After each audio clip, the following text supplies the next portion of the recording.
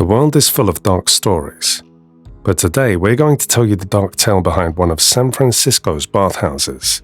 This wasn't some ordinary building we're talking about, but a building that for a while was a happy place for thousands of people. How exactly does this story begin? So it all began when Adolf Sutro arrived in America in 1850, a young immigrant from Prussia, today's Germany, who stepped into the country with dreams that didn't match the resources in his pockets. He studied engineering on his own, absorbing everything he could about machinery, geology, and the strange behavior of the earth beneath the expanding towns and mines. People saw him as brilliant, but unusual. However, before he ever planned anything grand in San Francisco, Sutro was focused on something far more important: safety.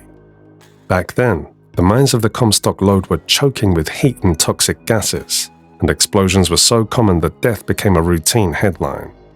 Miners knew the risks but didn't have the power to demand change, and company owners dismissed anything that cost time or money. So, Sutro proposed a massive ventilation tunnel, something that could release pressure, carry out dangerous fumes, and save countless workers. But unfortunately, he was mocked, ignored, and pushed aside. No one paid attention to him until a disaster hit the tunnels, where over 35 miners lost their lives, and then they suddenly needed the solution he had been proposing. Above all, after the tunnel finally proved its worth and saved countless miners, Sutro's life changed almost overnight. His design made the mines safer and more profitable, and the man who had once been dismissed as unrealistic suddenly became someone powerful who could no longer be ignored. Therefore, the success brought him enormous wealth, and he used it quickly and strategically, buying large pieces of land across San Francisco's western edge, long before the cliffs and hills were considered valuable. With every new purchase, his confidence grew, and he began imagining something far larger than tunnels. Eventually, everyone was wondering what Sutro was planning to make.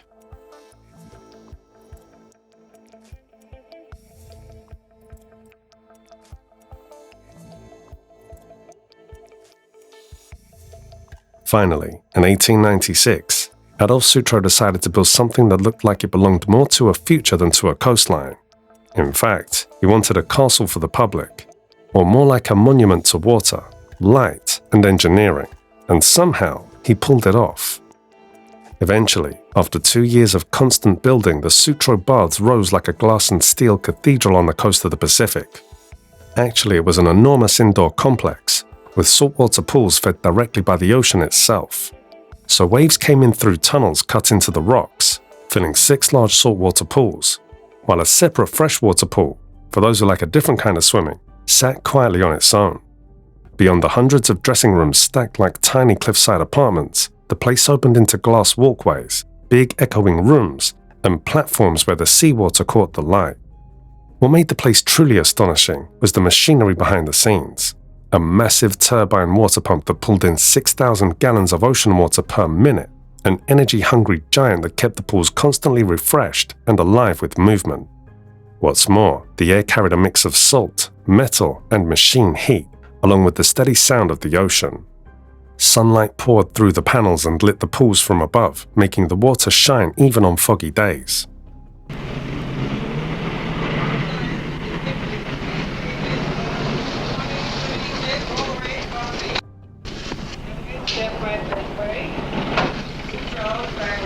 Moreover, as the baths grew, Sutro added even more unusual touches, such as real sand beaches brought indoors so visitors could enjoy the feeling of the seaside without ever stepping outside.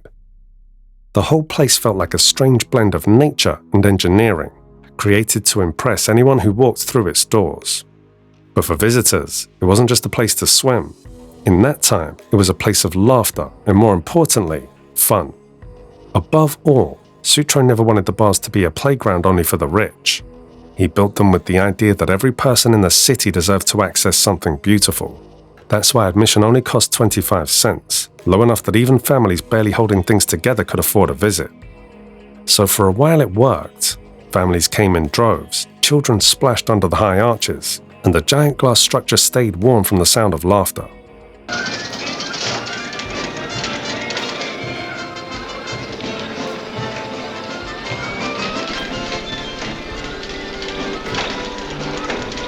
But only 2 years after opening, Sutro died, proud of what he had built, convinced that he had given the city something permanent.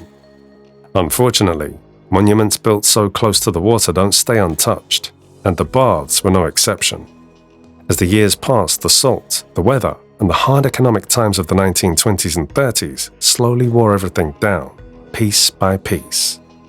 What once felt grand started to feel strangely hollow, and people slowly stopped coming. Here is where the actual dark story begins. Eventually, it began to feel like a cursed structure, one that no one could quite control or save. Developers kept drawing up plans, changing them, and abandoning them.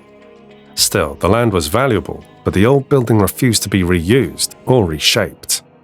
For years it stayed stuck in between, too costly to repair, too loved to tear down, and too damaged to bring back.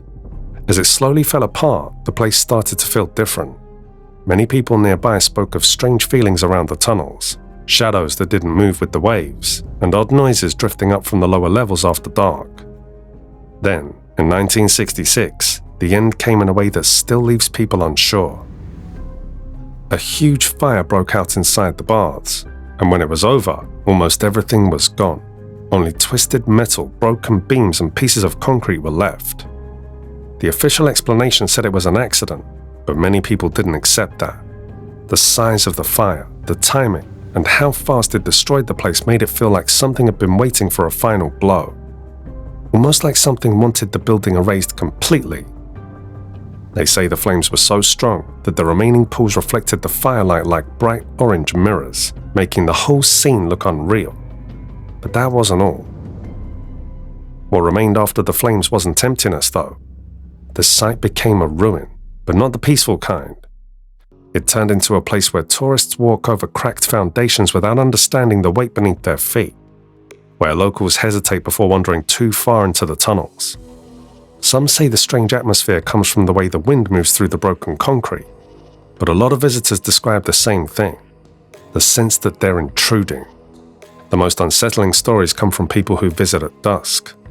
They talk about footsteps on gravel when no one else is there, sudden cold spots in the corners, and the sense that something moves in the shadows where the pools once sat. Some even claim to see near-faint shapes near the lower levels that disappear the second you try to look directly at them.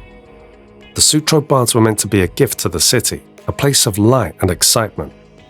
But what's left now shows how quickly beauty slips into something unreachable once it's abandoned. Walking through it now feels like stepping into two timelines at once. One filled with families and swimmers, the other stripped down to scorched foundations and cold water gathering in broken corners. What began as a grand vision ended as a stark reminder of how quickly things can fade when the world moves on. Beneath the burned beams and shattered concrete is a story that never truly finished, still lingering in the salt-heavy air long after the last fire died.